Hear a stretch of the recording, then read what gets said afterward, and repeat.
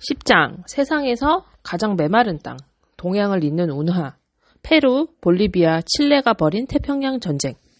오스만 투르크 제국이 영토의 절반을 잃었던 무렵에 남아메리카에서는 5년 동안에 걸친 전쟁이 막 시작되고 있었어. 그 전쟁은 이 지구상에서 가장 메마른 땅을 서로 차지하려고 싸운 것이었단다. 제6장에서 우리는 삼국 동맹 전쟁에 관해서 이야기했어. 브라질과 아르헨티나와 우루과이 세 나라가 연합해서 파라과이와 싸웠던 그 처절한 전쟁을 기억하고 있겠지? 그 삼국 동맹 전쟁이 일어난 지 14년 후에 또 한 번의 전쟁이 남아메리카의 또 다른 세 나라 사이에서 터졌던 거야. 이번 전쟁은 남아메리카의 서쪽 해안에 자리 잡은 세 나라 사이에서 일어났어. 세 나라 중에서 페루가 가장 북쪽에 있는 나라인데 그 나라는 적도 바로 아래에 있어. 페루 서쪽의 수백 킬로미터 해안선에는 태평양의 파도가 닿지만 해안에서 내륙으로 쭉 들어가면 얼마 가지 않아 완만한 땅이 갑자기 솟구치면서 하늘을 찌를 듯이 높은 산이 막아선단다. 바위투성이에다가 늘 머리에 흰 눈을 쓰고 있는 안데스 산맥이 페루의 한가운데에 마치 등뼈처럼 내리 뻗어 있거든. 페루의 바로 아래에 있는 페루보다 길이는 짧고 훨씬 더 통통한 나라는 볼리비아야. 볼리비아도 한때는 해안선을 가지고 있었지만 지금은 그렇지가 않아. 볼리비아 땅에 해안선이 없어지게 된 사연을 지금부터 이야기하려는 것이란다. 볼리비아의 바로 아래에 있는 나라는 칠레야. 칠레는 남아메리카 대륙의 남쪽 끝까지 내리뻗은 가느다랗고 기다란 나라야. 볼리비아 땅이 오렌지 같은 모양이라면 칠레는 국숫가락 같아. 칠레 땅은 길이가 폭의 10배 이상이나 된단다. 그 전쟁은 볼리비아와 칠레가 볼리비아의 남부와 칠레의 북부에 걸쳐있는 너무도 황량하고 인적이 없는 아타카마 사막을 놓고 다투는 데서부터 시작되었어. 그 두 나라는 그 사이에 국경선조차도 긋지 않고 지냈어. 굳이 국경선을 그을 필요조차도 없었거든. 아타카마 사막은 소금과 모래와 용암이 굳은 돌뿐인 황무지였단 말이야. 그 사막은 미국의 저 유명한 데스밸리보다도 15배나 더 메마른 땅이라는구나. 그러니까 지구상에서 가장 건조한 땅이지. 이 사막이 그처럼 건조한 이유는 이 지역이 비그늘 지역이었기 때문이란다. 비그늘이란 높은 산이 비바람을 가로막기 때문에 비가 거의 내리지 않는 곳을 말해. 바다 쪽에서 불어오는 비바람이 높은 산에 부딪히면 공기가 그 산을 넘으려고 높이 솟구치게 돼. 그런데 위로 올라가는 공기는 차츰 온도가 낮아지고 그러면서 공기가 품고 있던 수증기가 응축되어 비가 되어 내리게 돼. 그래서 산을 넘은 공기 속에는 더 이상 비를 내릴 수증기가 남아있지 않아. 아타카마 사막이 바로 그런 지역인데 과학자들이 그곳의 토양을 분석해보니까 화성의 토양만큼이나 황폐해서 생명체가 전혀 살 수 없다는 결론이 나왔다는구나. 아타카마 사막에는 물이 없어서 생명체는 살 수가 없어. 하지만 그곳에는 화학물질과 광물질이 있단다. 모래 속에 구리가 묻혀있고 화약을 만드는 데 쓰는 질산 칼륨이 있고 질산 나트륨이라는 화학 물질이 있어. 질산 나트륨은 몹시 지저분한 곳에서 나는데 흔히 박쥐나 바다새의 배설물이 썩은 자리에서 생성돼. 그런데 그 지저분한 것이 비료를 만들고 또 포탄을 만드는 데 대단히 유용하게 쓰인단다. 칠레의 광부들이 구리와 질산 나트륨을 캐러 아타카마 사막으로 들어갔어. 그러자 볼리비아가 그 사막의 일부는 자기들 땅이니까 거기서 광물을 캐내려면 볼리비아에 세금을 내야 한다고 주장했어. 그래서 두 나라가 그 사막을 놓고 입씨름을 벌였어. 한쪽은 세금을 내라고 우기고 한쪽은 못 내겠다고 버티면서 사막의 어디쯤까지가 자기들 땅이냐 하는 것을 놓고 다투었어. 이윽고 볼리비아 사람들이 너무도 화가 났어. 그래서 볼리비아 관리들이 아타카마 사막으로 달려가서 칠레의 광산 회사가 지어놓은 건물과 광부들이 쓰는 연장과 캐어서 쌓아둔 것을 빼앗았어. 그리고 볼리비아는 그 모든 것들을 경매를 통해서 처분하겠다고 선언했어. 경매가 열리기로 예정된 날 칠레 군대가 안토파가스타 시로 쳐들어가서 그곳을 점령했어. 안토파가스타 시는 아타카마 사막의 해변에 자리 잡은 볼리비아의 항구 도시야. 세계의 각 나라에서 온 상선들이 아타카마 사막에서 운반해온 광물을 실어가는 곳이지. 그 항구를 점령한 칠레는 이제부터 아타카마 사막은 칠레의 것이고 따라서 그곳에서 캐낸 광물도 모두 칠레 것이라고 주장했어. 그러자 2주일 후에 볼리비아가 칠레에게 선전포고를 했어. 그러나 볼리비아는 자기 혼자서 칠레와 맞붙으려는 것이 아니었어. 볼리비아는 6년 전에 페루와 조약을 맺었는데 두 나라가 언제나 서로에게 동맹이 될 것이고 특히 칠레와 싸우게 될 때에는 반드시 돕는다고 하는 내용이었어. 그러니까 당연히 볼리비아는 페루에게 도움을 요청했지. 그러나 너무도 메말라서 뱀조차도 살지 못하는 그 사막에서는 전쟁을 치르기가 너무도 어려웠어. 그래서 세 나라는 태평양의 바다에서 싸웠단다. 그래서 이 전쟁을 태평양 전쟁이라고 불러. 그런데 이 전쟁은 볼리비아와 칠레가 아타카마 사막을 놓고 입씨름을 벌인 데서부터 시작되었지만 바다에서의 싸움은 주로 칠레와 페루 사이의 전쟁이 되어버렸단다. 엄청나게 긴 해안선을 가진 칠레는 남아메리카에서 그 어느 나라에도 뒤지지 않을 만큼 강력한 해군을 가지고 있었어. 그러나 볼리비아는 해군이 거의 없었고 페루의 해군은 우아스카르와 인디펜덴시아라는 이름의 두 척의 철선이 전부였단다. 전쟁이 시작된 직후에 인디펜덴시아호가 칠레군의 작은 나무배를 추격하다가 그만 날카로운 산호초에 걸렸는데 밑바닥이 찢어져서 못쓰게 되어버렸단다.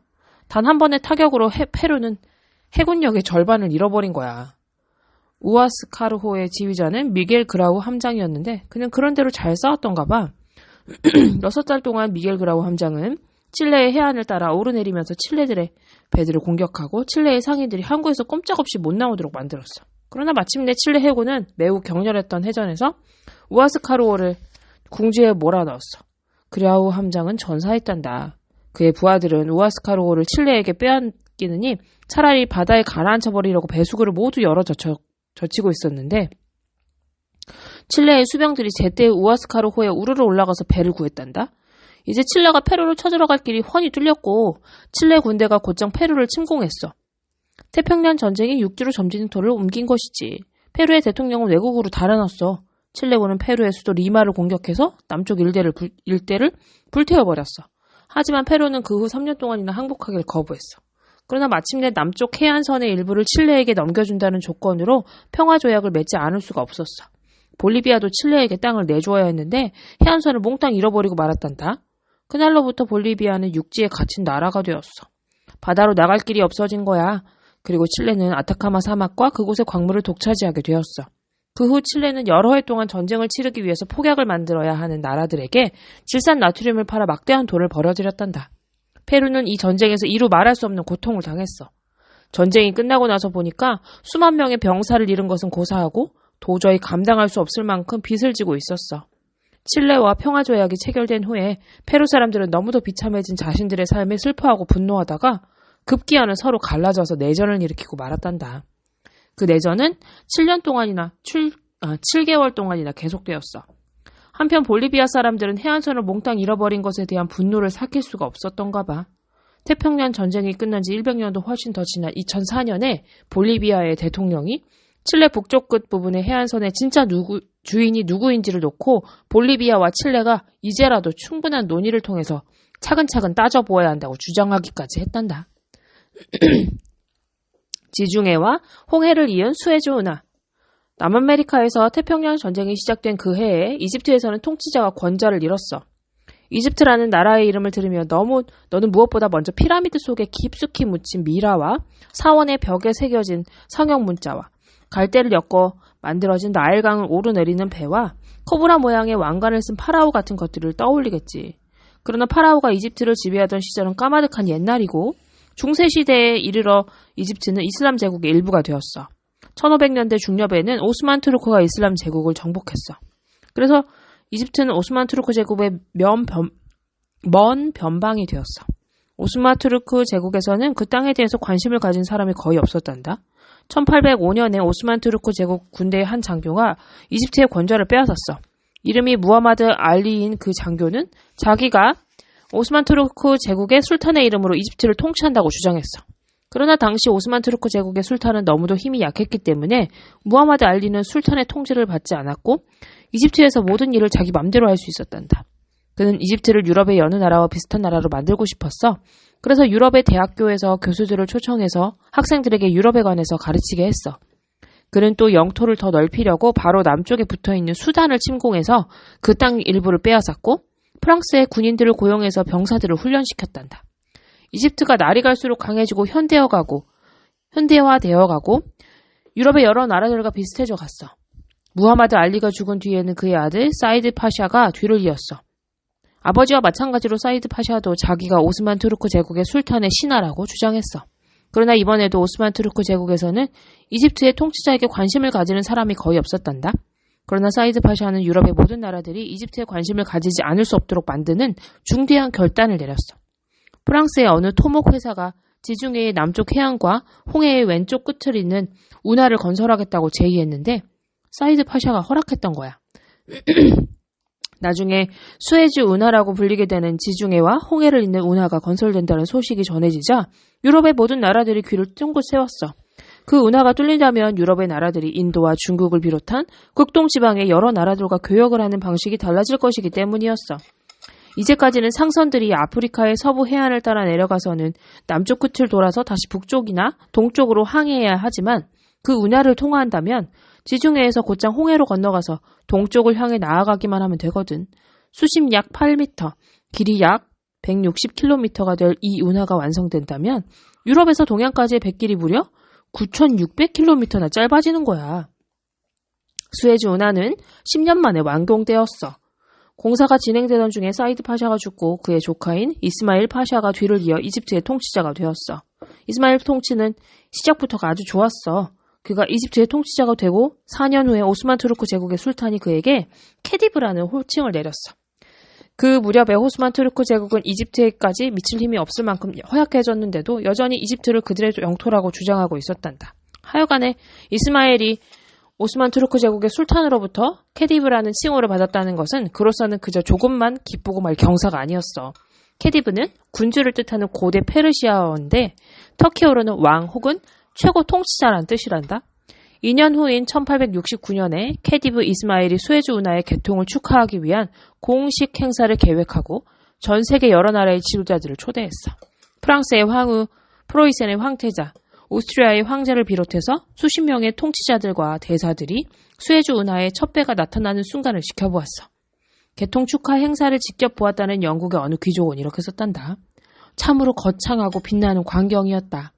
유럽 모든 나라의 국기들을 내건 50척의 군함이 축포를 쏘고 군악대가 연주를 하고 운하 양편의 모래밭에는 고대 이래로 이집트 땅에서 다시는 보지 못했을 성대한 축제의 현장을 함께하려는 일념으로 멀리서 혹은 가까이에서 말을 타고 혹은 낙타를 타고 가족을 모두 데리고 온 아랍 사람들과 베두인 사람들의 천막이 구름 같았다. 한바탕 폭풍이 터지고 세계 각국의 명사들이 나서서 연설을 하고 기독교 목사들과 이슬람 지도자들이 축사를 하고 또 한바탕 폭죽이 터지고 먹고 마시는 잔치가 벌어졌어. 이스마일 파샤는 또 귀빈들을 위해서 바로 그 행사장에서 특별히 오페라를 공연하게 할 계획이었어. 이탈리아의 작곡가 주세페 베르디가 고대 이집트의 영웅적인 군인의 이야기를 그린 아이다를 쓰고 있었어. 수에즈 운하의 개통을 축하하는 작품으로 그만한 작품이 다시 없겠지만 베르디는 제때의 작품을 완성하지 못했단다. 그래서 대신에 이탈리아의 어느 광대의 이야기인 리골레토가 공연되었단다. 이집트의 캐디브 이스마일 파샤의 집에는 날로 번성해 가는 것 같았어. 그는 이집트를 더 강한 나라로 만들려는 야심으로 여러 방면에서 위대한 계획을 세웠어. 학교를 개선하기 위해서 먼저 여자 아이들을 위한 반을 만들었고 전국 곳곳에 새로운 도로와 철도를 놓았고 그가 직접 감독하여 새로운 공장과 면직 제조 공장을 지었어. 미국에서 남북전쟁 때문에 목화 농장이 많이 파괴된 이후 이집트 면제품의 수요가 엄청나게 많아졌거든. 그는 또 바로 남쪽에 있는 수단을 공격해서 땅을 빼앗아서 이집트의 국경을 홍해 해안까지 넓혔어. 그러나 이스마일 파샤는 그의 계획들을 실행하느라고 돈을 너무 많이 썼어. 그래서 어느 때부터인가 프랑스와 영국한테 돈을 빌리기 시작했어. 그가 다스리는 동안에도 이집트는 1천만 달러가 넘는 빚을 졌단다. 마침내 이스마일은 빚을 갚을 돈을 또 빌리기 위해서 수아즈 운하의 관할권을 영국에게 넘겨주지 않을 수 없는 처지가 되었어. 그러나 그 돈으로도 빚을 다 갚을 수가 없었단다. 프랑스와 영국은 빌려준 돈을 도로 받아내려고 이집트의 국고를 자기들이 관리하겠다고 나섰어. 그리고 돈을 전부 받아냈단다. 그것이 이스마일 파샤가 몰락의 길로 들어선 시초였어. 그는 이집트의 돈뿐만이 아니라 이집트 정부까지도 남의 손에 넘겨주지 않을 수 없게 되었던 것이지. 4년 후에 프랑스와 영국은 오스만 투르크 제국의 술탄에게 이제는 이스마일 파샤를 물러나게 해야 할 때가 되었다고 말했어. 그 무렵에 오스만 투르크 제국의 술탄은 러시아와의 전쟁에서 패한 직후였어. 그는 프랑스와 영국의 요구를 거절할 힘이 없었지. 그래서 이스마일에게 권좌에서 내려오라고 명령했어. 아니, 프랑스와 영국의 요구를 그대로 전했다고나 해야 할까? 어쨌거나 이스마엘은 술탄의 명령과 프랑스와 영국의 압력에 저항할 힘이 없었어. 1879년에 그는 궁정을 떠났어. 하지만 집으로 돌아가지 못하고 이탈리아의 어느 곳으로 가서 유배의 삶을 살았단다. 이스마엘의 아들 타오피크가 캐디프가 되었어. 그러나 새 캐디프는 영국의 명령에 복종해야 하는 캐디프였어. 영국이 사사건건 간섭을 하고 명령을 해대자 이집트의 군대의 분노가 날이 갈수록 커졌고 급기야는 장교들이 중심이 되어서 반란을 꾸몄어. 그러자 어떻게 알았는지 영국이 당장 군대를 내보내서 수도 카이로를 점령해버렸어. 이제 이집트는 정복당한 땅이 되어버렸고 영국은 곧이어서 수단까지도 점령했단다. 인도가 그랬던 것처럼 이집트는 이제 영국의 속국이 되었어. 해가 지지 않는다는 대제국이 조금 더 커진 것이었지.